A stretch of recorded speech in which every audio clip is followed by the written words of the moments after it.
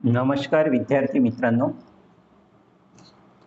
मी प्राध्यापक शैलेंद्र देवीदास तेलंग, लोकनायक बापूजी अने महिला महाविद्यालय यवतमाळ. सत्र 2021-22 मध्ये इतिहास विभाग यांनी राबवित असलेल्या नैतिक मूल्य संवर्धन प्रमाणपत्र अभ्यासक्रमाअंतर्गत जो विषय घेतला होता त्यामध्ये सामाजिक समता व सुधारणा. तर या विषयामध्ये मी डॉक्टर बाबासाहेब आंबेडकरांचे सामाजिक व आर्थिक विचार मांडणार आहे. डॉक्टर बाबासाहेब आंबेडकर हे खऱ्या अर्थाने आधुनिक भारताचे निर्माते आहे असं आपण म्हणू शकतो. याचं कारण असं आहे की भारताच्या निर्मितीकरिता व विकासाकरिता आवश्यक असणाऱ्या विविध ज्या बाबी आहेत त्यामध्ये त्यांनी दिलेलं योगदान आणि त्यामुळे त्यांना खऱ्या अर्थानं आधुनिक भारताचे जनक मानले पाहिजे. त्यांचे व्यक्तिमत्व अष्टपैलू होते. त्यामध्ये भारतीय राज्यघटनेचे शिल्पकार, अर्थशास्त्राचे प्राध्यापक, समाजसुधारक, राजनीतितज्ञ, स्वतंत्र भारताचे पहिले कायदेमंत्री, जागतिक दर्जाचे भारतीय न्यायाधीश, वकील, पत्रकार, दलिताचे कैवारी, बुद्ध चळवळीचे प्रेरणास्थान, दलिताचे भाग्यविधाता, कुशल नेता व संघटक, भारत राष्ट्र सर्वदृष्टीने समर्थ होण्याकरिता त्यांनी केलेले योगदान, राष्ट्राचे हित जोपासणारा देशभक्त, उत्तम संसदपटू, महान ग्रंथलेखक अशा विविध पैलूंनी विभूषित व्यक्तिमत्व यांचे सामाजिक व आर्थिक विचार आज आपण जाणून घेणार आहोत. त्यांना महामानव, भारतरत्न, विश्वभूषण, ज्ञानाचे प्रतीक असलेले बोधिसत्व डॉक्टर बाबासाहेब आंबेडकर यांचे अखंड भारताकरिता सखोल योगदान आहे. बाबासाहेबाच्या शिक्षणाबद्दल आपण सुरुवातीला जाणून घेऊ. डॉक्टर बाबासाहेब आंबेडकर ज्या समाजातून आले होते त्या समाजात त्या काळी शिकण्याची मुभा नव्हती. तरी देखील त्यांची शिक्षणाची ओढ आणि त्यांनी शिक्षणासाठी केलेले प्रयत्न, त्यातून ते एक उत्तम विद्यार्थी आणि त्यानंतरचे आपण त्यांचा परिचय बघितला आहे ते आपणास माहीत आहे. त्यांचे शिक्षण मुंबई येथील मराठा हायस्कूलमध्ये व नंतर एप्लिटन्स या सरकारी शाळेमध्ये झाले. ते एक उत्तम विद्यार्थी होते. त्यांनी सयाजीराव गायकवाड यांच्या शिफारशीने कोलंबिया विद्यापीठ आणि लंडन स्कूल ऑफ इकॉनॉमिक्स या दोन्ही नामांकित विद्यापीठातून अर्थशास्त्रातील डॉक्टरेट पदव्या संपादन केल्या. त्यांनी सामाजिक व आर्थिक अडचणीवर मात करून उच्च शिक्षण मिळवले. ते कोलंबिया विद्यापीठातील सर्वात हुशार विद्यार्थी होते. त्यातून समाजासाठी आणि देशासाठी त्यांनी मूलमंत्र दिला, तो म्हणजे शिका, आणि हे त्यांनी स्वतःच्या कर्तृत्वातून दाखवून दिले. डॉक्टर बाबासाहेब आंबेडकरांचे पुस्तकावर अपार प्रेम होते. ते पुस्तक आणि भाकरी यापैकी पुस्तकाची निवड करणारे खरे पुस्तकप्रेमी होते. पुस्तकासाठी घर बांधणारे एकमेव व्यक्ती डॉक्टर बाबासाहेब आंबेडकर. त्यांच्या पुस्तकालयाला राजगृह हे नाव दिले. त्यांच्या पुस्तकामध्ये 50,000 पेक्षा जास्त मौल्यवान ग्रंथ होते. त्यांच्या या आवडीमुळे ते जगातल्या 100 विद्वानाच्या यादीमध्ये प्रथम क्रमांकाचा महाविद्वान, अर्थशास्त्रात डबल डॉक्टरेट मिळवणारे प्रथम, दक्षिण आशियातील यादीमध्ये DSc ही सर्वोच्च पदवी मिळवणारे भारतातील प्रथम होते. लंडन स्कूल ऑफ इकॉनॉमिक्स मधील विद्यापीठात जो अभ्यासक्रम असतो तो 8 वर्ष कालावधीचा अभ्यासक्रम त्यांनी फक्त 2 वर्ष 3 महिन्यामध्ये पूर्ण केला असा कुशल बुद्धिमान विद्यार्थी डॉक्टर बाबासाहेब आंबेडकर. त्यांनी शिक्षणानंतर अनेक कार्याला हात घातला. त्या कार्यामध्ये महत्त्वपूर्ण जे कार्य आहे सामाजिक आणि आर्थिक, त्यामध्ये महत्त्वपूर्ण जे कार्य आहे ते बौद्ध धर्माची दीक्षा. भारतातील हजारो वर्षापासून जो शोषित समाज होता, दीनदलिताच्या उद्धारासाठी त्यांनी भारताच्या मातीत रुजलेला बौद्ध धर्म 14 ऑक्टोबर 1956 रोजी नागपूर येथील दीक्षाभूमी येथे 5 लाखपेक्षा जास्त बांधवासोबत स्वीकारला. त्यानंतर 16 ऑक्टोबर म्हणजेच दुसऱ्या दिवशी 16 ऑक्टोबर 1956 रोजी चंद्रपूर येथे सुद्धा लाखो दलित बौद्ध बांधवांना बौद्ध धर्माची दीक्षा दिली.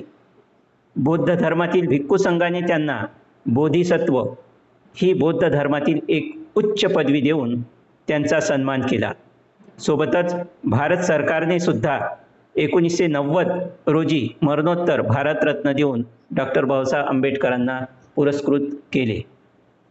त्यांनी जो विद्यार्थ्यासाठी समाजासाठी जो मूलमंत्र दिला होता, तो मूलमंत्र म्हणजे विद्यार्थ्यांनी आपल्या जीवनामध्ये रुजवला तर विद्यार्थ्याचे आणि समाजाचे भले होऊ शकते हे त्यांनी जाणले होते. या मूलमंत्राचा उपयोग करून बौद्ध समाजाने प्रगती केली आहे हे आपणास माहीत आहे. डॉक्टर बाबासाहेब आंबेडकरांनी समाजासाठी संपूर्ण आयुष्य खर्ची घातले. त्याकरिता त्यांनी स्वतःची व कुटुंबाची पर्वासुद्धा केली नाही. त्यांनी समाजाच्या सुधारणेसाठी आयुष्यभर संघर्ष केला. न्याय मिळवण्यासाठी संघटित होऊन संघर्ष केला पाहिजे तरच न्याय मिळेल यावर त्यांचा विश्वास होता. भारतीय समाजातील अनेक प्रश्न त्यांनी या मूलमंत्राचा उपयोग करून पूर्ण केले. भारतातील जे आर्थिक धोरण आहे त्या आर्थिक धोरणामध्ये डॉक्टर बाबासाहेब आंबेडकरांचे महत्त्वपूर्ण योगदान आहे. त्यांच्या शिक्षणामध्ये MA त्यांनी 1915 मध्ये पूर्ण केले. त्या MAचा जो विषय होता ईस्ट इंडिया कंपनीचे प्रशासन आणि वित्त. त्यानंतर PhD करिता त्यांनी जो विषय घेतला होता तो ब्रिटिश भारतातील प्रांतिक वित्ताचा उगम हा जो विषय आहे लंडन स्कूल ऑफ इकॉनॉमिक्स. तर लंडन विद्यापीठाने 1924 साली सर्वोच्च पदवी म्हणजे DSc ही पदवी दिली आणि त्यांचा जो प्रसिद्ध ग्रंथ होता तो ग्रंथ रुपयाची समस्या, उदम आणि उपाय, the problem of rupee, it's solution, या प्रबंधाकरिता त्यांना DSc ही सर्वोच्च पदवी बहाल करण्यात आली. त्यांनी मांडलेली जी अनुत्पादक रोजगार ही जी संकल्पना आहे, ही संकल्पना छुप्या बेरोजगारीची संकल्पना नर्स या अर्थशास्त्रज्ञाने ही संकल्पना बाबासाहेबांनी मांडल्यानंतर अनेक वर्षांनी प्रसिद्ध केलेली आहे. डॉक्टर बाबासाहेब आंबेडकरांचे आर्थिक नियोजन, त्यामध्ये शेतीसाठी सिंचन, शेतीसाठी लागणारी वीज इत्यादी विषयावर विपुल लिखाण व भाष्य केलेले आहे.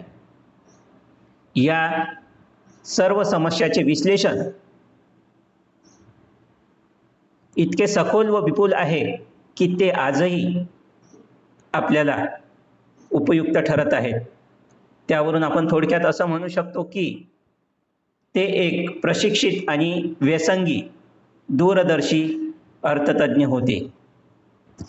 श्रम विभागणीविषयी त्यांनी मत मांडलेलं आहे. डॉक्टर बाबासाहेब आंबेडकरांनी आर्थिक तत्त्वज्ञानाची चर्चा करताना ज्या आर्थिक समस्या आहेत त्या सोडवण्यासाठी त्यांनी प्रयत्न केले. श्रम विभागणीमध्ये जाती व्यवस्थेला केंद्रस्थानी ठेवले आहे. भारतातील मागास जातीवर, अस्पृश्य समाजावर होणारे जे गंभीर परिणाम होते ते कसे सोडवता येईल याचा त्यांनी प्रामुख्याने विचार केला. भारतातली जाती व्यवस्था ही श्रम विभागणीवर आधारित आहे. त्यामुळे जातीवर आधारित व्यवसाय ठरतात. त्यांनी भारतातील निरनिराळ्या जातीव्यवस्थेच्या सामाजिक आर्थिक पैलूचा अभ्यास केला.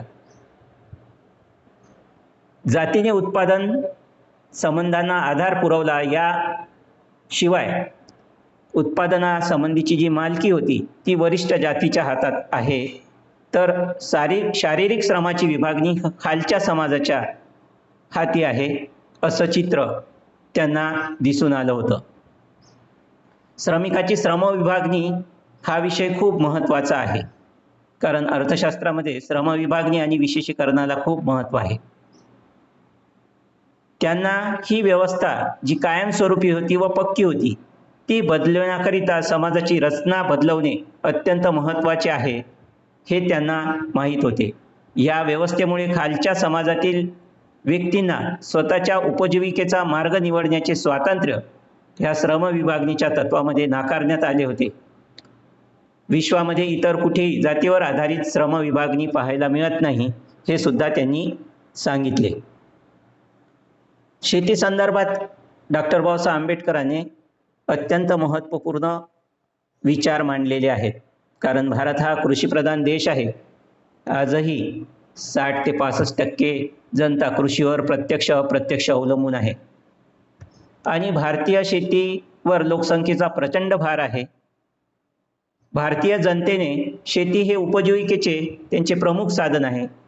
वारसा हक्क हे जमीन विभाजनाचे प्रमुख कारण आहे असं नाही, तर इतरही कारणाने शेतीचा लहान आकार, त्यालाच आपण लहान धारण क्षेत्र आहे असं आपण म्हणू शकतो. यांचे विवेचन त्यांनी भारतातील लहान धारण क्षेत्र आणि त्यावरील उपाय या ग्रंथात शेती क्षेत्रातील बदलाचा विचार त्यांनी मांडलेला आहे.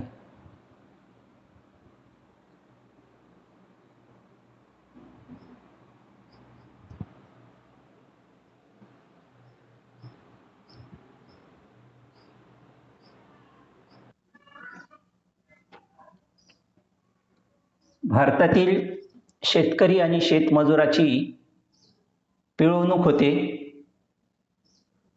भारतातील बरेचसे शेतकरी हे भूमिहीन होत आहे किंवा अल्पभूधारक आहे आणि त्यावर त्यांना उपाय सुचवायचा होता, ते म्हणजे सामूहिक शेती करायला पाहिजे किंवा शेतीचं राष्ट्रीयकरण करायला पाहिजे आणि धारण क्षेत्र वाढेल, जेणेकरून शेतीची उत्पादकता वाढेल. यासाठी त्यांनी महत्त्वपूर्ण जो प्रश्न होता तो सोडवण्यासाठी त्यांनी लिखाण केलेलं आहे. त्यावर त्यांनी प्रयत्नही केलेले आहे आणि शेतकऱ्याची जी पिळवणूक आहे, शेतमजुराची पिळवणूक आहे, ते सोडवण्याचा प्रयत्न केला. समाज सुधारणेच्या संदर्भात आपण विचार केला तर इंग्रजाकडून भारतीय जनतेची मोठ्या प्रमाणात पिळवणूक होत होती. 1792 ते 1857 या काळात ब्रिटिश सरकारने भारतीय जनतेची प्रचंड पिळवणूक केली होती, भारतीय जनतेचे शोषण केले होते. इंग्रजांनी कसं शोषण केलं हे स्पष्टीकरण करण्यासाठी त्यांनी काही आकडेमोड दिलेली आहे. त्या काळात इंग्रजांनी जो महसूल लावला होता, जनतेवर कर लावला होता, त्यामध्ये 5 पट वाढ केली होती. त्यात निम्म्यापेक्षा जास्त जमिनीवर कराचा भार होता. शेतीवर लावला जाणारा कर किंवा महसूल हा कसा दोषपूर्ण आहे, त्यामुळे शेतकरी वर्ग कसा संकटात सापडला आहे, तो कसा भरडला जात आहे, यांचे विवेचन त्यांनी केलेले आहे. इंग्रज सरकारने प्रचंड प्रमाणात कर्ज घेतले होते आणि त्या कर्जाचा भार सतत वाढत होता आणि हे जे कर्ज घेतले होते इंग्रजांनी, ते अनुत्पादक खर्च आणि अनुत्पादक खर्च म्हणून किंवा शस्त्रनिर्मितीवर आणि व्याजाचा भरणा करण्यावर, ज्याला आपण अनुत्पादक कर्ज म्हणतो, त्यावर इंग्रजांनी ह्या कर्जाचा खर्च केला आहे. त्यामुळे भारताचं प्रचंड आर्थिक नुकसान झालं. 1858 मध्ये ईस्ट इंडिया कंपनीने या संदर्भात कारस्थान केलेलं आहे. त्यावेळी जे भारतात 1858मध्ये भारताने वर जे कर्ज होतं इंग्रजांनी घेतलेलं ते 693 लाख पाऊंड एवढा कर्जाचा बोजा भारतीय जनतेवर लादला गेला होता. पाऊंड हे इंग्लंडचं चलन आहे. ब्रिटिश सरकारने काही चांगलीही कार्य केले आहे. त्यामध्ये शिक्षणामध्ये सुधारणा खर्च, शांतता प्रस्थापित करण्यासाठी केलेला खर्च आणि सुधारित कायदे व त्याची अंमलबजावणी केली, त्यावरही खर्च केला गेला. परंतु हा जो खर्च होता तो फार अल्प खर्च होता. परंतु या कर्जाचा बराचसा खर्च हा अनुत्पादक खर्च केल्यामुळे त्यातून भारताचं नुकसानच झालेलं आहे, हे सुद्धा त्यांनी स्पष्ट केलेलं आहे. डॉक्टर बाबासाहेब आंबेडकरांनी बहिष्कृत हितकारणी सभेच्या संदर्भात जे विचार मांडले ते अत्यंत महत्त्वपूर्ण आहे. ही सभा अस्पृश्याच्या उन्नतीकरिता एक सामाजिक चळवळ म्हणून ओळखली जाते. 20 जुलै 1924 रोजी मुंबई येथील बहिष्कृत हितकारणी सभेची स्थापना त्यांनी केली. या सभेचा उद्देश सामाजिक व राजकीयदृष्ट्या मागास भारतीय समाजाचा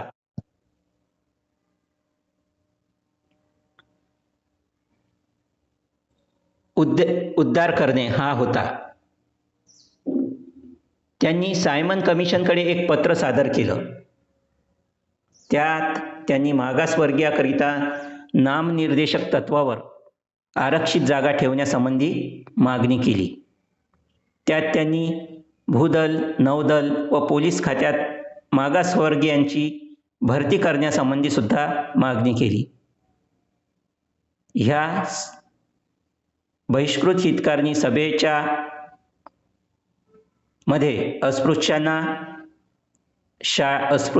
शिकण्यासाठी शाळा, वसतिगृहे व ग्रंथालये सुरू करण्यात आली. त्यातूनच समाज सुरक्षित व जागृत बनावा हा त्यांचा उद्देश होता. त्यांनी हे सर्व करण्याकरिता बुद्धाच्या शांतीपूर्ण मार्गाचा अवलंब केला. त्यांनी प्रसिद्धी त्यांच्या पाक्षिकातून त्यांनी दिलेली आहे. त्यांचे जे पाक्षिक होते ते पाक्षिक म्हणजे मूकनायक, समता, बहिष्कृत भारत. याशिवाय त्यांनी त्यांच्या भाषणातून आणि लिखाणातून समाज प्रबोधन किंवा समाजाच्या हृदयावर आणि मेंदूवर आघात करून जनतेचा विचार बदलविणे हा त्यांचा मुख्य उद्देश होता. त्यांच्या महत्त्वपूर्ण लिखाणामध्ये प्रॉब्लेम ऑफ रुपी हा महत्त्वाचा ग्रंथ आणि रुपयापुढील समस्या, उदम व उपाय या ग्रंथामध्ये डॉक्टर बाबासाहेब आंबेडकरांनी ह्या ग्रंथाचा जो कालावधी घेतला होता तो 1800 ते 1893 म्हणजे जवळपास 100 वर्षाच्या काळामध्ये ब्रिटिशांच्या जे आपण ब्रिटिशांचे गुलाम होतो त्या काळातील अभ्यास करून त्यांनी प्रॉब्लेम ऑफ रुपीमध्ये विशद केलेले आहे. त्या प्रॉब्लेम ऑफ रुपीमध्ये विनिमय प्रमाण पद्धतीचे रुपयाचा विनिमय दर हा कसा ठरतो हे सांगण्याचा त्यांनी प्रयत्न केला. त्यामध्ये त्यांनी 2 पद्धती सांगितलेल्या आहेत. भारतासारख्या विकसनशील देशाला कोणती चलन पद्धती चांगली, तर 2 पद्धती आहेत. एक आहे सुवर्ण परिमाण आणि दुसरा आहे सुवर्ण विनिमय परिमाण. ह्या दोन्हीतील थोडक्यात फरक म्हणजे सोन्याची नाणी म्हणजे सुवर्ण परिमाण आणि सुवर्ण विनिमय परिमाण ही दुसरी पद्धत म्हणजे रुपया ह्या कागदी चलनाचा उपयोग होतो व त्याला सुद्धा पाठबळ जे होते ते सोन्याचेच होते. परंतु हे पाठबळ 1933 नंतर बंद झाले. भारतासारख्या विकसनशील देशासाठी सुवर्ण विनिमय पद्धती चांगली, कारण ती पद्धती लवचिक आहे असे प्रसिद्ध अर्थशास्त्रज्ञ केन्स यांनी सुचविले. याला भारतातील लहान मोठ्यांनी समर्थन केले. मात्र डॉक्टर बाबासाहेब आंबेडकरांनी याला कळाळून विरोध केला त्यांनी 1925 साली हिल्टन यंग कमिशन यांच्या शिफारशीनुसार 1 एप्रिल 1935 रोजी RBIची स्थापना झाली आहे. भारतात RBIची स्थापना 1 एप्रिल 1935 रोजी झालेली आहे. रिझर्व्ह बँक ऑफ इंडिया असं आपण त्याला म्हणतो. या कमिशन पुढे त्यांनी साक्ष दिली की भारतासारख्या विकसनशील देशाकरिता सुवर्ण विनिमय परिमाण पद्धती योग्य नसून सुवर्ण परिमाण, ज्याला गोल्ड स्टँडर्ड, ही पद्धती योग्य आहे असं सांगितलं. याचं कारण देताना त्यांनी स्पष्टीकरण दिलेलं आहे. कारण लवचिकता हा गुण जरी सुवर्ण विनिमय परिमाण गोल्ड एक्सचेंज स्टँडर्ड पद्धतीत असला तरी हा गुण जो आहे तो दुधारी तलवार आहे. त्यांचा जेवढा फायदा होईल तेवढाच जर सरकार बेजबाबदार असेल तर त्यांच्या लवचिकतेवर वाईट परिणाम देखील होऊ शकतो. परिणामी महागाईत वाढ होईल. ही महागाई आपण पाहतोय आजपर्यंत भोगत आहोत. याशिवाय चलन निर्मितीवर कोणाचा तरी अंकुश असावा असे केले नाही तर सर्वसामान्य माणूस हा आर्थिक अडचणीत सापडेल. हा डॉक्टर बाबासाहेब आंबेडकरांचा युक्तिवाद होता. पुढे 1924 साली हिल्टन यंग कमिशनच्या अहवालाचा रिपोर्ट सादर केला. याचे 1990च्या काळात RBIचे वार्षिक अहवाल पाहिले आपण तर त्या कालावधीमध्ये भारताची वित्तीय तूट कमी करण्यात भर देण्यात आलेला आहे. परंतु आता अजूनही वित्तीय तूट ही वाढलेली आहे असं आपल्याला दिसून येते. रिझर्व्ह बँक ऑफ इंडियाकडून अनियंत्रित पतपुरवठा करून घेतला गेला होता. याचं कारण सांगताना त्यांनी सांगितलेलं आहे ट्रेझरी बिल 90 दिवसाचे त्यांनी करून घेतले. हे शाश्वत मूल्य असलेले लिखाण डॉक्टर बाबासाहेब आंबेडकरांनी आर्थिक आणि सामाजिक संदर्भात केलेले जे लिखाण आहे ते शाश्वत मूल्य असलेले लिखाण आहे. म्हणजेच ते आजच्या काळातही उपयुक्त ठरत आहे. म्हणून त्यांचं सामाजिक आणि आर्थिक योगदान अत्यंत महत्त्वपूर्ण आहे. त्यांनी प्रॉब्लेम ऑफ रुपीचा जो मांडला आहे त्यात इंग्रजांनी मोठ्या प्रमाणात शोषण केलेलं आहे आणि भारतातला रुपया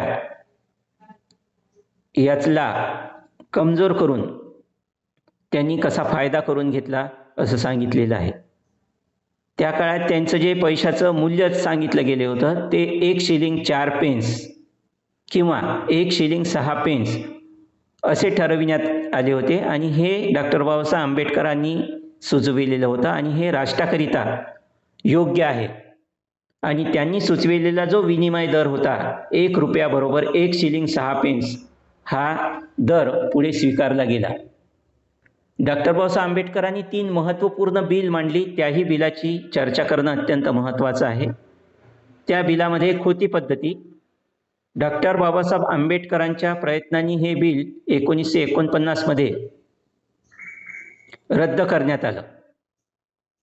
खोत म्हणजे मुख्यतः जमीनदार होय. कोकणातील भूमिहीन शेतकऱ्यांचं शोषण करणारी ही खोती पद्धत रद्द करण्याकरिता डॉक्टर बाबासाहेब आंबेडकरांनी संघर्ष केला आणि ती पद्धत पुढे रद्द झाली. दुसरं महत्त्वपूर्ण बिल डॉक्टर बाबासाहेब आंबेडकरांनी मांडलं ते म्हणजे महारवतन. महारवतन रद्द करण्याचा कायदा त्यांनी मांडला. यामध्ये बलूत म्हणजे भीक मागणे. त्या काळात महार या जातीतील लोकांना वेतन म्हणून एक जमिनीचा तुकडा दिला जायचा. ही पद्धत 1928 साली डॉक्टर बाबासाहेब आंबेडकरांनी बिल मांडून सुधारणा करण्यासाठी प्रयत्न केले.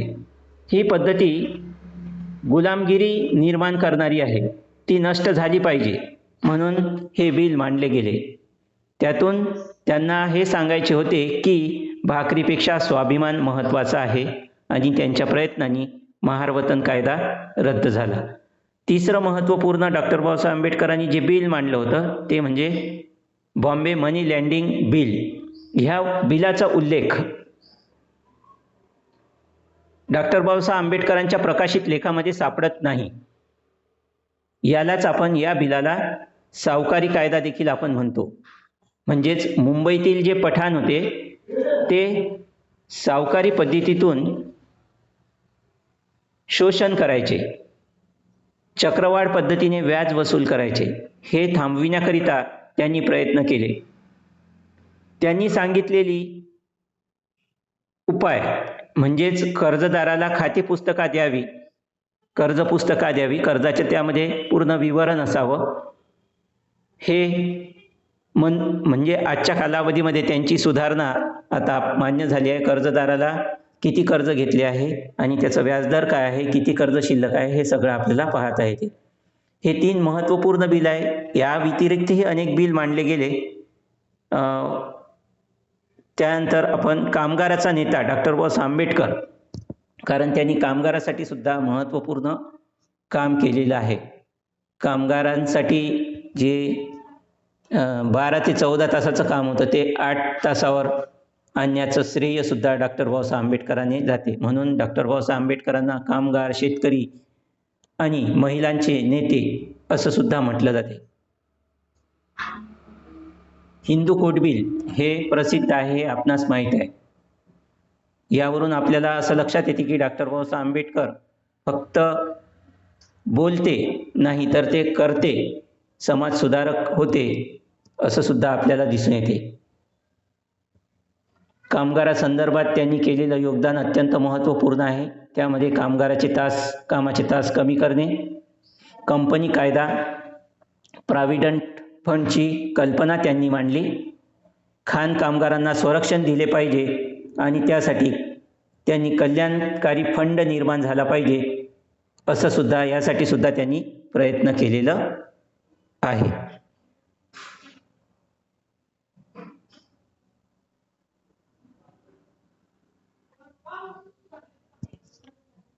डॉक्टर बाबासाहेब आंबेडकर श्रममंत्री असताना 7 ऑगस्ट 1942 रोजी त्यांनी त्रिपक्षीय परिषद बोलावली होती. या त्रिपक्षीय समितीमध्ये मालक, मजूर आणि सरकारचे प्रतिनिधी सहभागी होते. अशी ही पहिली ऐतिहासिक घटना होती जी ते श्रममंत्री असताना त्यांनी पार पाडली. आज त्रिपक्षीय समिती कामगाराच्या समस्या सोडवण्यासाठी उपयोगात आणली जाते. त्यांनी 13 नोव्हेंबर 1943 रोजी एक विधेयक आणले. ते विधेयक होते भारतीय कामगार संघटना सुधारक विधेयक. त्यामुळे कामगार संघटनांना पहिल्यांदा कायद्याचा आधार मिळाला. श्रम व श्रमिक हा विषय त्यांनी समवर्ती सूचीमध्ये सुद्धा समाविष्ट केला होता. कामगाराचे अनेक प्रश्न आणि ते वेगळे असतात व ते सोडविण्यासाठी वेगळी अशी व्यवस्था असावी असे त्यांचे मत होते. त्यांनी लेबर कमिशनची निर्मिती केली. 1 नोव्हेंबर 1944 रोजी दुसरे कामगार सुधारक विधेयक मांडले. सुट्टीच्या दिवशी कामगारांनी काम केल्यास त्याला मोबदला मिळायला पाहिजे किंवा अन्य दिवशी बदली रजा मिळण्याची तरतूद, त्यासोबतच पगारी सुट्ट्या मिळाव्या, जास्त काम केल्यास अतिरिक्त वेतन मिळावे, हे अधिकार कामगारांना मिळवण्यासाठी त्यांनी 21 फेब्रुवारी 1946 रोजी कामगार दुरुस्ती विधेयक आणले. कामगारांना सामाजिक सुरक्षा, महागाई भत्ता मिळावा व वेळोवेळी त्यात वाढ व्हावी, बेकारीच्या काळात त्यांना आधार मिळावा याकरिता सुधारणा केल्या आणि त्याची फळं आज कामगार भोगते आहेत. त्यांनी केलेले 2 सत्याग्रह अत्यंत महत्त्वपूर्ण आहे आणि त्याची चर्चा करणं अत्यंत महत्त्वपूर्ण आहे. त्यामध्ये 1927च्या सुमारास त्यांनी अस्पृश्यतेच्या विरुद्ध एक चळवळ उभी केली. त्यांनी पिण्याच्या पाण्यासाठी जो सत्याग्रह केला होता तो अत्यंत प्रसिद्ध आहे. 20 मार्च 1927 रोजी त्यांनी महाडच्या तळ्यावर सत्याग्रह नेला. बाबासाहेबांनी सर्वात आधी तळ्यातील पाणी ओंजळीने प्याले आणि हा सत्याग्रहामुळे पाण्यासारखा जो नैसर्गिक साधन संपत्तीवर जो सगळ्याचा अधिकार असायला पाहिजे तो अधिकार त्यांनी त्यांच्या प्रयत्नाने मिळवून दिला. त्यानंतर मंदिर प्रवेश हा सुद्धा अत्यंत महत्त्वाचा आहे. त्यामध्ये अंबादेवीचे मंदिर, अमरावती येथील प्राचीन अंबादेवी मंदिरात प्रवेशासाठी त्यांनी सत्याग्रह केला. या सत्याग्रहामध्ये डॉक्टर पंजाबराव देशमुख यांनी नेतृत्व केले आहे. त्यानंतर 26 जून 1927 रोजी एक विश्वस्त दादासाहेब खापर्डे यांनी अस्पृश्यांना हे मंदिर खुले करून देण्याचे आश्वासन दिले. पर्वती मंदिर सत्याग्रह हे मंदिर पुण्यातील टेकडीवरील मंदिर आहे. हे अस्पृश्यासाठी खुले नव्हते. त्यासाठी सुद्धा त्यांनी दुसरा मंदिर प्रवेश सत्याग्रह केला. आणि तिसरा मंदिर प्रवेश सत्याग्रह हा अत्यंत महत्त्वपूर्ण आहे. तो काळाराम मंदिर सत्याग्रहाची घोषणा 2 मार्च 1930 ही तारीख निश्चित करण्यात आली होती. 8000 सत्याग्रहींनी काळाराम मंदिर सत्याग्रह यशस्वी करण्यासाठी प्रयत्न केले. बाबासाहेबांनी राम मंदिर कुंडात आंबेडकरी तरुणांनी राम कुंडात उडी घेण्याची बातमी सगळीकडे पोहोचली. ब्रिटिश अधिकारी रामकुंडावर आले. त्यांनी हे रामकुंड व राम मंदिर खुले करण्याचे आश्वासन डॉक्टर बाबासाहेब आंबेडकरांनी दिले. त्यांचं आणखी एक कार्य अत्यंत महत्त्वपूर्ण आहे, ते म्हणजे भारतीय घटनेचे शिल्पकार. आपण डॉक्टर बाबासाहेब आंबेडकरांना भारतीय घटनेचे शिल्पकार मानतो, कारण त्यांनी 26 नोव्हेंबर 1950 रोजी जे भारताला संविधान दिले त्या संविधान सभेमध्ये संविधानाचे प्रारूप स्वीकारले गेले, जो डॉक्टर बाबासाहेब आंबेडकरांच्या अध्यक्षतेखाली तयार केलं गेलं होतं. कारण डॉक्टर बाबासाहेब आंबेडकर हे मसुदा समितीचे अध्यक्ष होते. 26 जानेवारी 1950 रोजी भारतात संविधान लागू करण्यात आले आणि म्हणून 26 नोव्हेंबर हा संविधान दिवस 2015 पासून सुरू करण्यात आलेला आहे. हा दिवस 125व्या डॉक्टर बाबासाहेब आंबेडकरांच्या जयंतीनिमित्त मानायला सुरुवात झाली. विधानसभेच्या सर्वसाधारण बैठकीत 300 सदस्य हजर असावेत. सरासरी 300 सदस्य हजर असायचे आणि त्यांच्याशी चर्चा मसलत करून शेवटी डॉक्टर बाबासाहेब आंबेडकरांनी संविधानाचे मुख्य कार्य जे आहे ते बहुतेक कार्य त्यांनी पूर्ण केले. त्यातले जे सदस्य होते ते अनेक कारणाने हजर राहू शकले नाही. ते दिल्लीच्या दूर होते. त्यातले काही मृत्यू पडले, काही त्यांना मदत करत नव्हते आणि शेवटी संविधान लिहिण्याचा सगळा भार एकट्या डॉक्टर बाबासाहेब आंबेडकरांवर आला. आणि म्हणून आपण सगळे भारतीयांनी त्यांचे आभारी असले पाहिजे, कारण त्यांनी या महत्त्वपूर्ण जबाबदारीला न्याय दिला. डॉक्टर बाबासाहेब आंबेडकर हे अशा थोड्या लोकात होते की ज्यांनी हे ड्राफ्टिंग कमिटीचे काम अत्यंत जबाबदारीने पार पाडले आणि म्हणून त्यांची या कामी केलेली नियुक्ती ही त्यांची योग्यता आणि त्यांची कायद्याचा अभ्यास, त्यांच्या कायद्याची दक्षता आणि त्याला त्यांनी न्याय दिलेला आहे असं आपल्याला दिसून येते. अशा प्रकारे डॉक्टर बाबासाहेब आंबेडकरांच्या बाबतीत भरपूर सांगता येईल, परंतु थोडक्यात आपण असं म्हणू शकतो की डॉक्टर बाबासाहेब आंबेडकर यांचे आधुनिक भारताच्या निर्मितीमध्ये त्यांनी जे महत्त्वपूर्ण कार्य केलेले आहे ते अत्यंत महत्त्वाचं आहे. राष्ट्रीय आंदोलनात आणि भारतीय संविधानाच्या निर्मितीमध्ये दलित समाजाला त्यांचे अधिकार मिळवण्यासाठी जी त्यांनी भूमिका घेतली ती अत्यंत महत्त्वपूर्ण आहे. म्हणून डॉक्टर बाबासाहेब आंबेडकरांना युगानुयुगोपर्यंत आपण आठवत राहील. ते आज अजरामर झालेले आहेत. सगळ्यात जास्त जे पुतळे आहेत ते त्यांचेच आहे असा सुद्धा एक इतिहास आहे. आज भारतात जो मान सन्मान डॉक्टर बाबासाहेब आंबेडकरांना मिळतो तो इतर कोणत्याही सामाजिक नेत्यांना त्यांच्या तुलनेने मिळत नाही असं आपण पाहतो.